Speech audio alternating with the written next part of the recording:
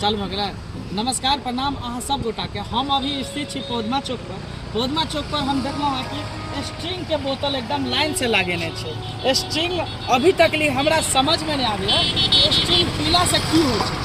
देखो अहाँ के रेड कलर में स्ट्रिंग है और ब्लू कलर में स्ट्रिंग है। ये दोनों स्ट्रिंग बहुत ज़्यादा आदमी के डिमांड है। बहुत नवजुवक है से स्ट्रिंग के यूज करे छै। कहे का मतलब जो कोई सिगरेट पियत तो में स्ट्रिंग पियत, या तो कोनो चीज पियल आयल दुकान पर कोनो चीज खाए ला आयल तो स्ट्रिंग पियत। और ये पीला से की हो छै अभी तक लिए हमरा समझ में नहीं आवे।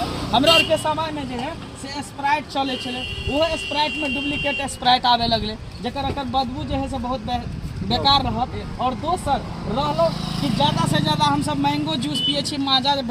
माजा भेले अहाँ के मैंगो फ्रूटी भेले। ई देखियो दूसरे माह ही मैंगो आबि गेले। अब बताओ प्रोडक्ट एहन एहन मार्केट में चल आल छै ना जे आदमी नया चीज देख के ज़्यादा